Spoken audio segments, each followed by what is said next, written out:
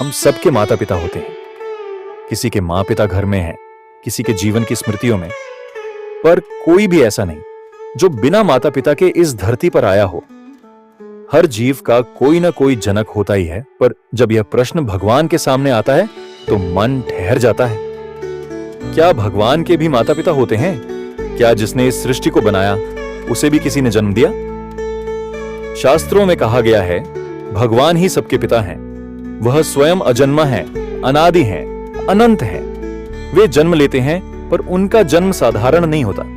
वह अवतार लेते हैं अपनी माया से, अपने भक्तों की इच्छा से, और तब वो जो सृष्टि के रचयिता हैं, वो अपने ही भक्तों के घर में पुत्र बनकर आते हैं। जब श्री हरि विष्णु ने श्री कृष्ण रूप में अवतार लिया तो वे देवकी और वसुदेव के पुत्र कहलाए।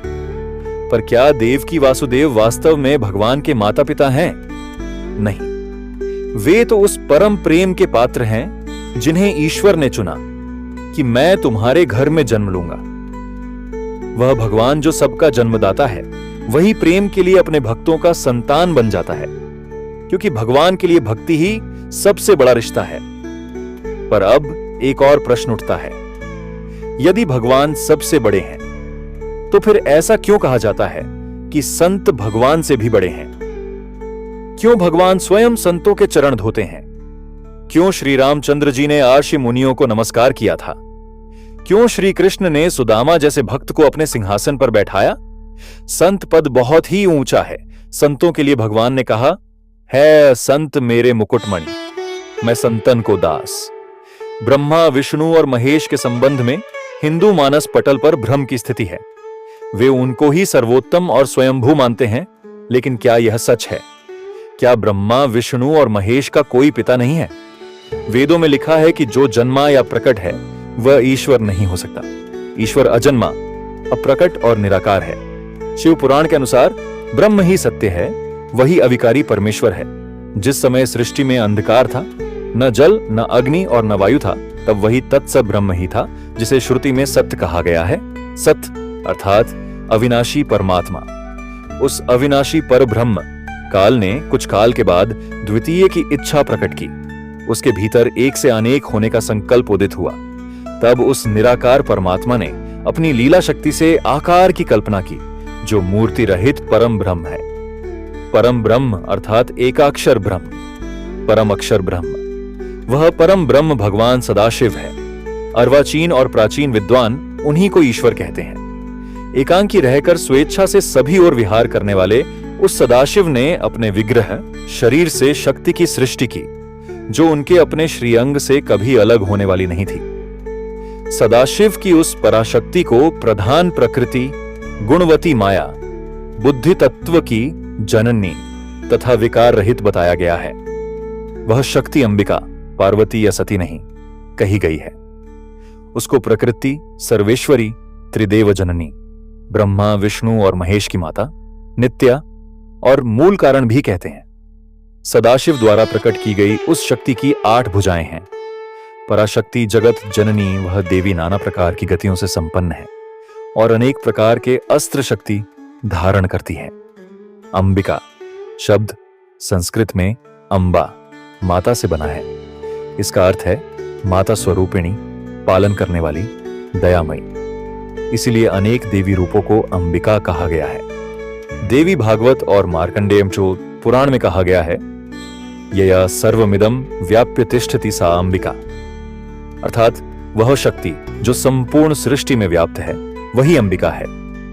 यह अंबिका वह आदिशक्ति है जो सृष्टि की जड़ में स्थित परम चेतना है, जो कभी सती बनी, कभी पार्वती बनी, कभी दुर्गा या काली के रूप में प्रकट हुई, परंतु अपने मूल में वह किसी रूप में सीमित नहीं।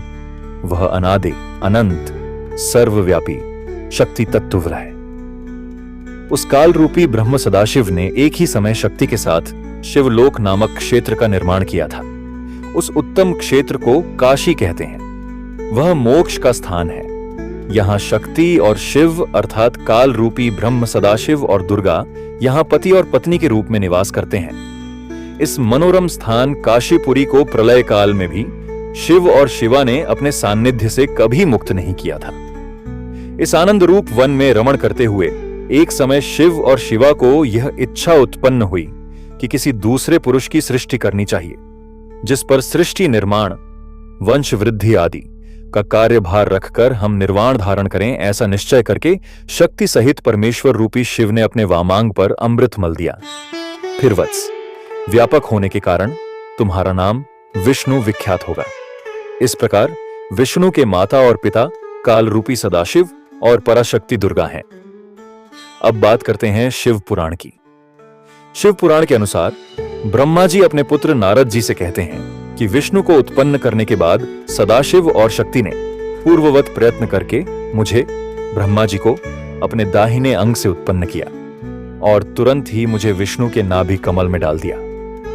इस प्रकार उस कमल से पुत्र के रूप में मुझ हिरण्यगर्भ ब्रह्मा का जन्म हुआ। मैंने, ब्रह्मा, उस कमल के सिवाय दूसरे किसी को अपने शरीर का जनक या पिता नहीं जाना। मैं कौन हूं, कहां से आया हूं, मेरा क्या कार्य है, मैं किसका पुत्र होकर उत्पन्न हुआ हूं और किसने इस समय मेरा निर्माण किया है, इस प्रकार मैं संशय में पड़ा हूं। इस प्रकार ब्रह्मा, विष्णु और रुद्र इन तीन देवताओं में गुण है और सदाशिव गुणातीत माने गए हैं। एक बार ब्रह्मा और विष्णु दोनों में सर्वोच्चता को लेकर लड़ाई हो गई तो बीच में काल रूपी एक स्तंभ आकर खड़ा हो गया। तब दोनों ने पूछा, प्रभु, सृष्टि आदि 5 कर्तव्यों के लक्षण क्या हैं? यह हम दोनों को बताइए। तब ज्योतिर्लिंग रूप काल ने कहा, पुत्रों, तुम दोनों ने तपस्या करके मुझसे सृष्टि, जन्म और स्थिति पालनीय नामक 2 कृत्य प्राप्त किए हैं। इसी प्रकार मेरे विभूति स्वरूप रुद्र और महेश्वर ने 2 अन्य उत्तम कृत्य, संहार, विनाश और तिरोभाव, अकृत्य, मुझसे प्राप्त किए हैं, परंतु अनुग्रह, कृपा करना नामक दूसरा कोई कृत्य पा नहीं सकता। रुद्र और महेश्वर दोनों ही अपने कृत्य को भूले नहीं हैं, इसीलिए मैंने उनके लिए अपनी समानता प्रदान की है। सदाशिव कहते हैं, ये रुद्र और महेश मेरे जैसे ही वाहन रखते हैं, मेरे जैसा ही वेश धरते हैं और मेरे जैसे ही इनके पास हथियार हैं। वे रूप, वेश, वाहन, आसन और कृत्य में मेरे ही समान हैं। काल रूपी सदाशिव कहते हैं कि मैंने पूर्व काल में अपने स्वरूपभूत मंत्र का उपदेश किया है, जो ओंकार के रूप में प्रसिद्ध है, क्योंकि सबसे पहले मेरे मुख से ओंकार अर्थात एयुएम प्रकट हुआ। ओंकार वाचक है, मैं वाच्य हूं और यह मंत्र मेरा स्वरूप ही है और यह मैं ही हूं। प्रतिदिन ओंकार का स्मरण करने से मेरा ही सदा स्मरण होता है। मेरे पश्चिमी मुख से अकार का, उत्तरवर्ती मुख से उकार का, दक्षिणवर्ती मुख से मकार का, पूर्ववर्ती मुख से विंदु का तथा मध्यवर्ती मुख से नाद का प्राकट्य हुआ। यह 5 अवयवों से युक्त पंचभूत ओंकार का विस्तार हुआ। अब यहां 7 आत्मा हो गई। ब्रह्म परमेश्वर से सदाशिव, सदाशिव से दुर्गा, सदाशिव दुर्गा से विष्णु, ब्रह्मा, रुद्र, महेश्वर। इससे यह सिद्ध हुआ कि ब्रह्मा, विष्णु, रुद्र और महेश के जन्मदाता काल रूपी सदाशिव और दुर्गा हैं। अब देखते हैं कि देवी भागवत पुराण क्या कहता है। देवी भागवत पुराण 18 महापुराणों में से एक अत्यंत पवित्र और रहस्यमयी पुराण है।